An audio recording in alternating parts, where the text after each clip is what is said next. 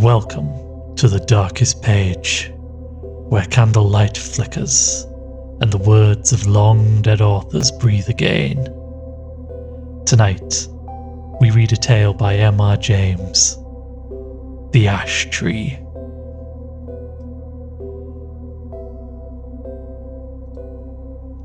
Everyone who has travelled over eastern England knows the smaller country houses with which it is studded. The rather dank little buildings, usually in the Italian style, surrounded with parks of some 80 to 100 acres. For me, they have always had a very strong attraction. With the grey paling of split oak, the noble trees, the meres with their reed beds, and a line of distant woods. Then I like the pillared portico, perhaps stuck onto a red brick Queen Anne house, which has been faced with stucco to bring it into line with the Grecian tastes of the end of the 18th century. The hall inside going up to the roof, which hall ought always to be provided with a gallery and a small organ. I like the library too, where you may find anything from a psalter of the 13th century to a Shakespeare quarto.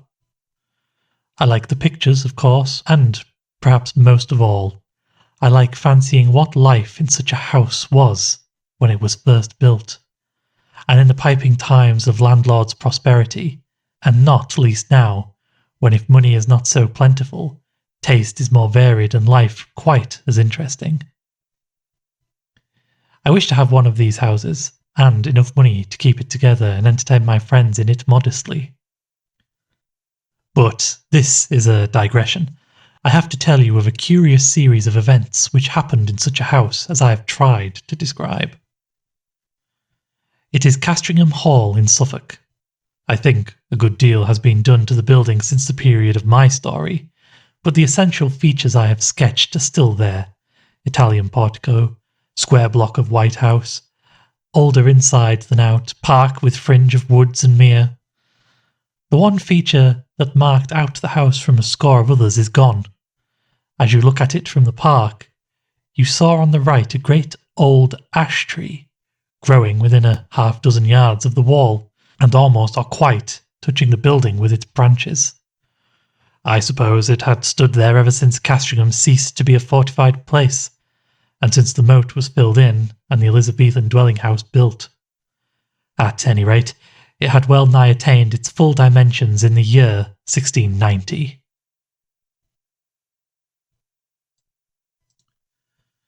In that year, the district in which the hall is situated was the scene of a number of witch trials.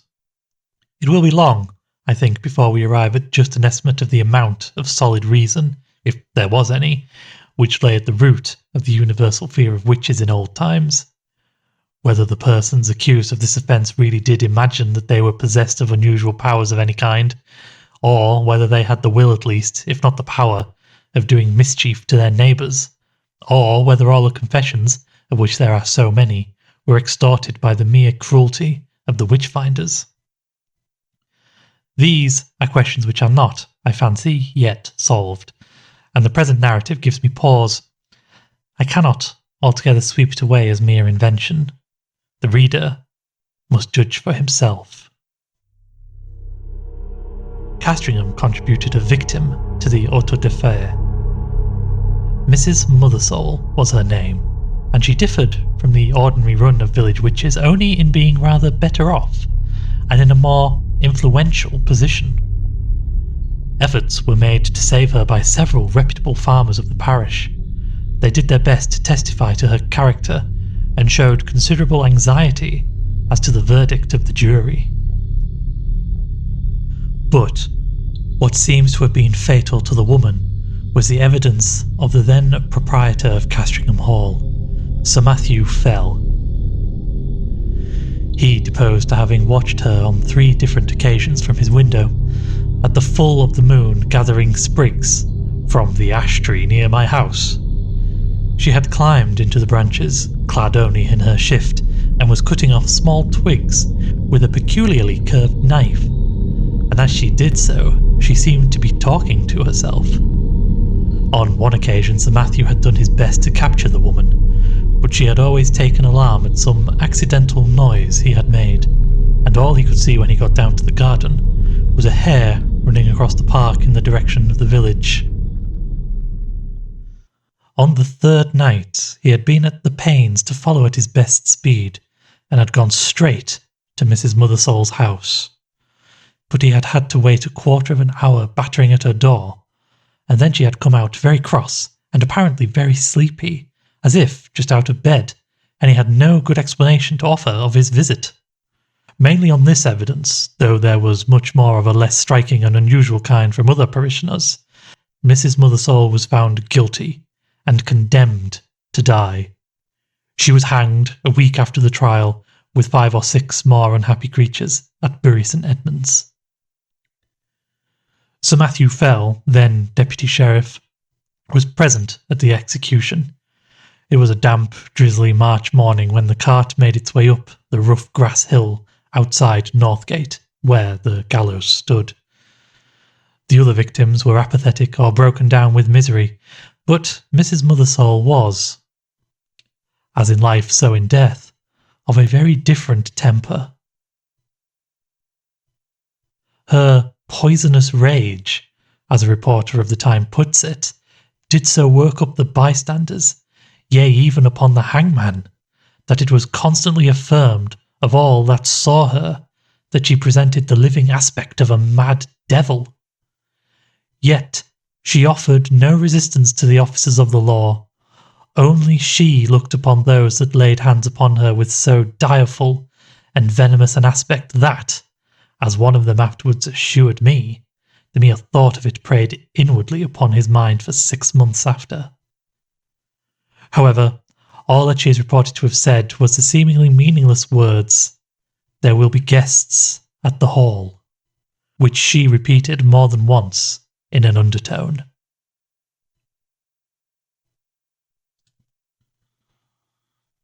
Sir Matthew Fell was not unimpressed by the bearing of the woman. He had some talk upon the matter with the vicar of his parish, with whom he had travelled home after his assize business was over. His evidence at the trial had not been very willingly given. He was not specifically infected with the witch-finding mania, but he declared, then and afterwards, that he could not give any other account of the matter than that he had given, and that he could not possibly have been mistaken as to what he saw. The whole transaction had been repugnant to him, for he was a man who liked to be on pleasant terms with those about him. But he saw a duty to be done in this business, and he had done it. That seems to have been the gist of his sentiments, and the vicar applauded it, as any reasonable man must have done. A few weeks after, when the moon of May was at the full, vicar and squire met again in the park, and walked to the hall together. Lady Fell was with her mother, who was dangerously ill, and Sir Matthew was alone at home, so the vicar, Mr. Crom, was easily persuaded to take a late supper at the hall. Sir Matthew was not very good company this evening. The talk ran chiefly on family and parish matters, and, as luck would have it, Sir Matthew made a memorandum in writing of certain wishes of intentions of his regarding his estates, which afterwards proved exceedingly useful. When Mr. Crom thought of starting for home, about 9:30, Sir Matthew and he took a preliminary turn on the gravelled walk at the back of the house. The only incident that struck Mr. Crom was this. They were in sight of the ash tree, which I described as growing near the window of the building, when Sir Matthew stopped and said, "What is that runs up and down the stem of the ash? It's never a squirrel. They will be all in their nests by now." The vicar looked and saw the moving creature, but he could make nothing of its colour in the moonlight. The sharp outline, however, seen for an instant, was imprinted on his brain, and he could have sworn, he said, though it sounded foolish, that squirrel or not, it had more than 4 legs. Still, not much was to be made of the momentary vision, and the two men parted. They may have met since then, but it was not for a score of years. Next day, Sir Matthew Fell was not downstairs at 6 in the morning, as was his custom, nor at 7, nor yet at 8. Hereupon the servants went and knocked at his chamber door. I need not prolong the description of their anxious listenings and renewed batterings on the panels. The door was opened at last from the outside, and they found their master dead and black. So much you have guessed. That there were any marks of violence did not at the moment appear, but the window was open. One of the men went to fetch the parson, and then by his directions rode on to give notice to the coroner. Mr. Crom himself went as quick as he might to the hall, and was shown to the room where the dead man lay. He has left some notes among his papers, which show how genuine a respect and sorrow was felt for Sir Matthew, and there is also this passage, which I transcribe for the sake of the light it throws upon the course of events, and also upon the common beliefs of the time. There was not any the least trace of an entrance having been forced to the chamber, but the casement stood open, as my poor friend would always have it in this season. He had his evening drink of small ale in a silver vessel of about a pint measure, and tonight he had not drunk it out. This drink was examined by the physician from Bury, a Mr. Hodgkins, who could not, however, as he afterwards declared upon his oath, before the coroner's quest, discover that any matter of a venomous kind was present in it. For, as was natural in the great swelling and blackness of the corpse, there was talk made among the neighbours of poison. The body was very much disordered as it laid in the bed, being twisted after so extreme a sort as gave too probable conjecture that my worthy friend and patron had expired in great pain and agony. And, what is as yet unexplained, and to myself the argument of some horrid and artful design in the perpetrators of this barbarous murder, was this, that the women which were entrusted with the laying out of the corpse and washing it, being both sad persons and very well respected in the mournful profession, came to me in a great pain and distress, both of mind and body, saying, what was indeed confirmed upon the first view, that they had no sooner touched the breast of the corpse with their naked hands, than they were sensible of a more than ordinary violent smart and aching in their palms, which, with their whole forearms, is no long time swelled so immoderately, the pain still continuing, that afterwards proved, during the many weeks they were forced to lay by the exercise of their calling, and yet no marks seen on the skin. Upon hearing this, I sent for the physician, who was still in the house, and we made as careful a proof as we were able by the help of a small magnifying lens of crystal of the condition of the skin on this part of the body, but could not detect, with the instrument we had, any matter of importance beyond a couple of small punctures or pricks, which we then concluded were the spots by which the poison might be introduced, remembering that ring of Pope Borgia, with other known specimens of the horrid art of the Italian poisoners of the last age. So much is to be said of the symptoms seen on the corpse. As to what I am to add, it is merely my own experiment, and to be left to posterity to judge whether there be anything of value therein. There was on the table of the bedside a Bible of the small size, in which my friend, punctual as in matters of less moment, so in this more weighty one, used nightly, and upon his first rising to read a set portion, and I, taking it up, not without a tear duly paid to him, which from the study of this poorer adumbration was now passed to the contemplation of its great original. It came into my thoughts, as at such moments of helplessness we are prone to catch at any the last glimmer that makes promise of light, to make trial of that old and by many accounted superstitious practice of drawing the sorts, of which a principal instance, in the case of his late sacred majesty and blessed martyr King Charles and the Lord Falkland, was now much talked of. I must needs admit that by my trial not much assistance was afforded me, yet as the cause and origin of this dreadful events may hereafter be searched out, I set down the results in the case it may be found that they pointed the true quarter of the mischief to the quicker intelligence than my own.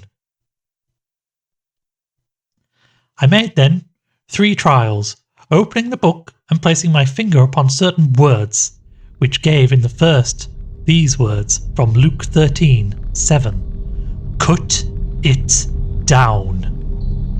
In the second, Isaiah 13:20, "It shall never be inhabited." And upon the third experiment, Job 29:30, "Her young ones also suck up blood." Well, this is all that need be quoted from Mr. Crom's papers. Sir Matthew Fell was duly coffined and laid into the earth, and his funeral sermon, preached by Mr. Crom on the following Sunday, has been printed under the title of The Unsearchable Way, or England's Danger and the Malicious Dealings of Antichrist, it being the vicar's view, as well as that most commonly held in the neighbourhood, that the squire was the victim of a recrudescence of the popish plot. His son, Sir Matthew II, succeeded to the title and estates, and so ends the first act of the Castringham tragedy. It is to be mentioned, though the fact is not surprising, that the new baronet did not occupy the room in which his father had died, nor, indeed, was it slept in by anyone but an occasional visitor during the whole of his occupation. He died in 1735, and I do not find that anything particular marked his reign, save a curiously constant mortality among his cattle and livestock in general, which showed a tendency to increase slightly as time went on. Those who are interested in the details will find a statistical account in a letter to the Gentleman's Magazine of 1772, which draws the facts from the baronet's own papers. He put an end to it at last by a very simple expedient, that of shutting up all of his beasts in sheds at night, and keeping no sheep in his park, for he had noticed that nothing was ever attacked that spent the night indoors. After that, the disorder confined itself to wild birds and beasts of chase, but as we have no good account of the symptoms, and as all-night watching was quite unproductive of any clue, I do not dwell on what the Suffolk farmers called the Castringham sickness. The second Sir Matthew died in 1735, as I said, and was duly succeeded by his son, Sir Richard. It was in his time that the great family pew was built out of the north side of the parish church. So large were the squire's ideas that several of the graves on the unhallowed side of the building had to be disturbed to satisfy his requirements. Among them was that of Mrs. Mothersole, the position of which was accurately known thanks to a note on a plan of the church and yard, both made by Mr. Crom. A certain amount of interest was excited in the village when it was known that the famous witch, who was still remembered by a few, was to be exhumed, and the feeling of surprise and indeed disquiet was very strong when it was found that, though her coffin was fairly sound and unbroken, there was no trace whatever inside it of body, bones, or dust. Indeed, it is a curious phenomenon, for at the time of her burying no such things were dreamt of as resurrection men, and it is difficult to conceive any rational motive for stealing a body otherwise than for use of the dissecting room. The incident revived for a time all the stories of witch trials and of the exploits of the witches, dormant for 40 years, and Sir Richard's orders that the coffin should be burnt were thought by a good many to be rather foolhardy, though they were duly carried out. Sir Richard was a pestilent innovator, it is certain. Before his time the hall had been a fine block of the mellowest red brick, but Sir Richard had travelled in Italy and became infected with the Italian taste, and, having more money than his predecessors, he determined to leave an Italian palace where he had found an English house. So stucco and ashlar masked the brick, some indifferent Roman marbles were planted about in the entrance hall and gardens. A reproduction of the Sibyl's Temple at Tivoli was erected on the opposite bank of the mere, and Castringham took on an entirely new and, I must say, a less engaging aspect. But it was much admired, and served as a model to a good many of the neighbouring gentry in after years.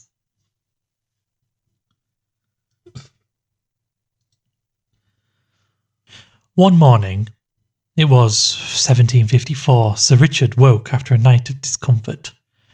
It had been windy and his chimney had smoked persistently, and yet it was so cold that he must keep up a fire. Also, something had so rattled about the window that no man could get a moment's peace. Further, there was the prospect of several guests of position arriving in the course of the day, who would expect sport of some kind, and the inroads of the distemper, which continued among his game, had been lately so serious that he was afraid for his reputation as a game preserver. But what really touched him most nearly was the other matter of his sleepless night. He could certainly not sleep in that room again. That was the chief subject of his meditations at breakfast, and after it he began a systematic examination of the rooms to see which would suit his notions best. It was long before he found one. This had a window with an eastern aspect, and that with a northern. This door the servant would be always passing, and he did not like the bedstead in that. No, he must have a room with a western lookout, so that the sun could not wake him early, and it must be out of the way of the business of the house. The housekeeper was at the end of her resources. "Well, Sir Richard," she said, "you know that there is but one room like that in the house." "Which may that be?" said Sir Richard. "And that is Sir Matthew's, the west chamber." "Well, put me in there, for there I'll lie tonight," said her master. "Which way is it? Here, to be sure," and he hurried off. "Oh, Sir Richard, but no one has slept there for these 40 years. The air has hardly been changed since Sir Matthew died there." Thus she spoke, and rustled after him.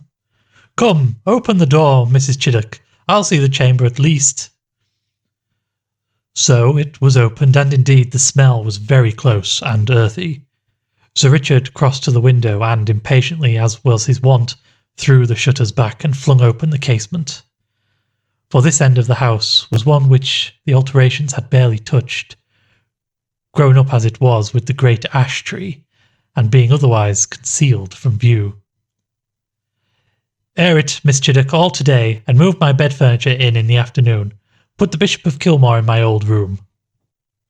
"Pray, Sir Richard," said a new voice, breaking in on this speech, "might I have the favour of a moment's interview?" Sir Richard turned round and saw a man in black in the doorway, who bowed. "I must ask your indulgence for this intrusion, Sir Richard. You will, perhaps, hardly remember me. My name is William Crom, and my grandfather was vicar here in your grandfather's time." "Well, sir," said Sir Richard, "the name of Crom is always a passport to Castringham. I am glad to renew a friendship of 2 generations standing. In what can I serve you? For your hour of calling, and, if I do not mistake you, your bearing, shows you to be in some haste." "That is no more than the truth, sir. I am riding from Norwich to Bury St. Edmunds with what haste I could make, and I have called in on my way to leave with you some papers, which we have but just come upon in looking over what my grandfather left at his deathbed. It is thought you may find some matters of family interest in them."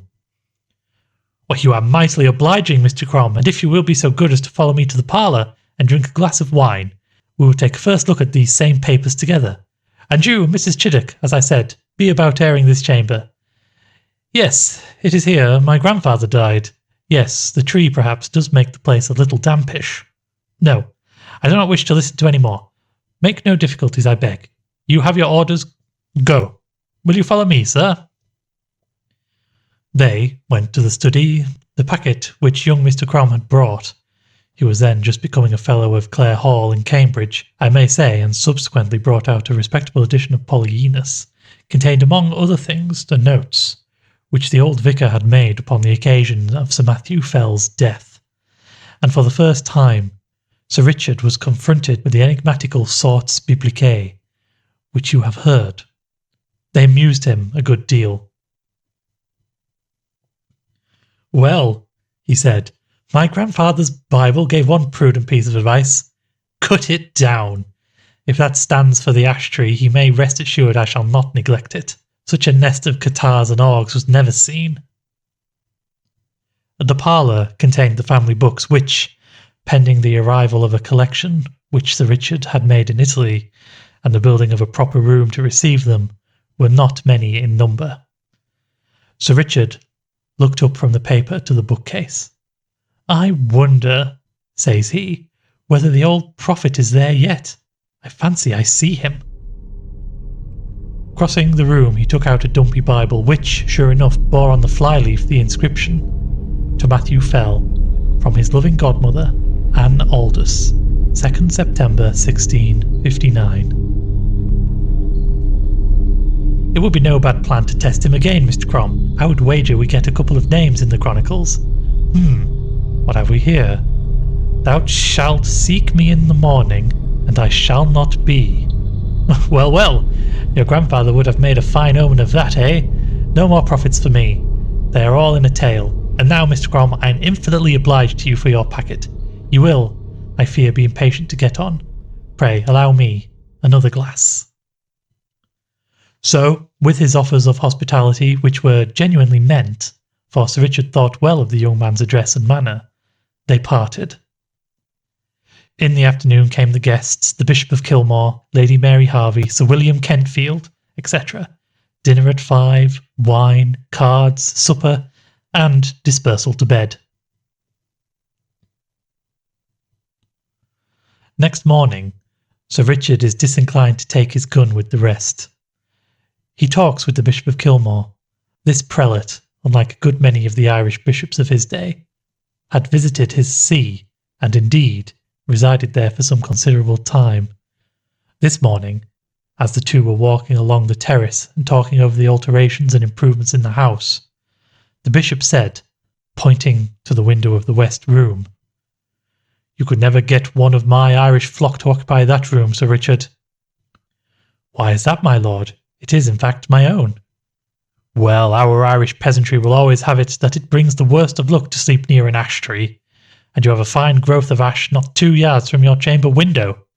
Perhaps," the bishop went on with a smile, "it has given you a touch of its quality already, for you do not seem, if I may say it, so much the fresher for your night's rest as your friends would like to see you."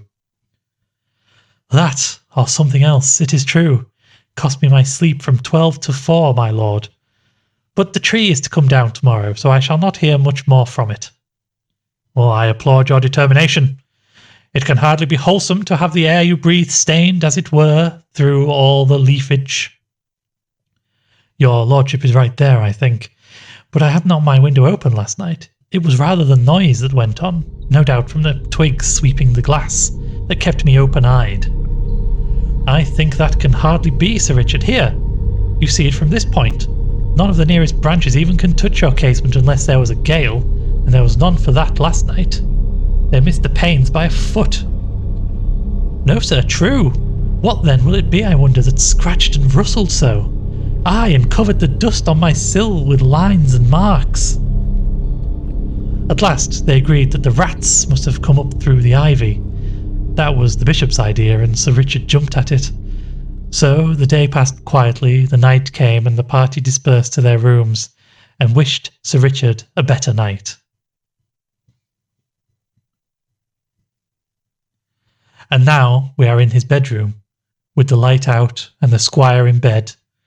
The room is over the kitchen, and the night outside still and warm, so the window stands open. There is very little light about the bedstead, and there is a strange movement there. It seems as if Sir Richard were moving his head rapidly to and fro, with only the slightest possible sound. And now you would guess, so deceptive is the half-darkness, that he had several heads, round and brownish, which move back and forward, even as low as his chin. It is a horrible illusion. Is it nothing more? There! Something drops off the bed with a soft plump, like a kitten, and is out the window in a flash. Another, 4. And after that, there is quiet again. "Thou shalt seek me in the morning, and I shall not be." As with Sir Matthew, so with Sir Richard, dead and black in his bed. A pale and silent party of guests and servants gathered under the window when the news was known. Italian poisoners, popish emissaries, infected air, all these and more guesses were hazarded, and the Bishop of Kilmore looked at the tree, in the fork of whose low boughs a white tomcat was crouching, looking down the hollow which years had gnawed in the trunk. It was watching something inside the tree with great interest. Suddenly, it got up and craned over the hole. Then, a bit of the edge on which it stood gave way, and it went slithering in. Everyone looked up at the noise of the fall. It is known to most of us that a cat can cry, but few of us have heard, I hope, such a yell as came out of the trunk of the great ash. 2 or 3 screams there were, the witnesses are not sure which, and then a slight and muffled noise of some commotion or struggle was all that came. But Lady Mary Harvey fainted outright, and the housekeeper stopped her ears and fled till she fell on the terrace. The Bishop of Kilmore and Sir William Kentfield stayed, yet even they were daunted, though it was only at the cry of a cat, and Sir William swallowed once or twice before he could say, "There is something more than we know of in that tree, my lord. I am for an instant search." And this was agreed upon. A ladder was brought, and one of the gardeners went up and, looking down the hollow, could detect nothing but a few dim indications of something moving. They got a lantern and let it down by a rope. "We must get to the bottom of this, my life upon it, my lord, but the secret of these terrible deaths is there." Up went the gardener again with the lantern, and let it down the hole cautiously. They saw the yellow light upon his face as he bent over, and saw his face struck with an incredulous terror and loathing before he cried out in a dreadful voice and fell back from the ladder, where, happily, he was caught by 2 of the men, letting the lantern fall inside the tree. He was in a dead faint, and it was some time before any word could be got from him. But then they had something else to look at. The lantern must have broken at the bottom, and the light in it caught upon dry leaves and rubbish that lay there. For in a few minutes the dense smoke began to come up, and then flame, and to be short, the tree was in a blaze. The bystanders made a ring at some yards' distance, and Sir William and the Bishop sent men to get what weapons and tools they could, for clearly whatever might be using the tree as its lair would be forced out by the fire. So it was. First at the fork they saw a round body covered with fire, the size of a man's head, appear very suddenly, and then seem to collapse and fall back. This 5 or 6 times, then a similar ball leapt into the air and fell on the grass, where after a moment it lay still. The Bishop went as near as he dared to it, and saw what but the remains of an enormous spider, veinous and seared. And as the fire burned lower down, more terrible bodies like this began to break out from the trunk, and it was seen that these were covered with greyish hair. All that day the ash burned, and until it fell to pieces the men stood about it, and from time to time killed the brutes as they darted out. At last there was a long interval where none appeared, and they cautiously closed in and examined the roots of the tree. "They found," says the Bishop of Kilmore, "below it a round hollow place in the earth, wherein were 2 or 3 bodies of these creatures that had plainly been smothered by the smoke, and, what is to be more curious, at the side of this den, against the wall, was crouching the anatomy or skeleton of a human being, with the skin dried upon the bones, having some remains of black hair, which was pronounced by those that examined it to be undoubtedly the body of a woman, and clearly dead for a period of 50 years.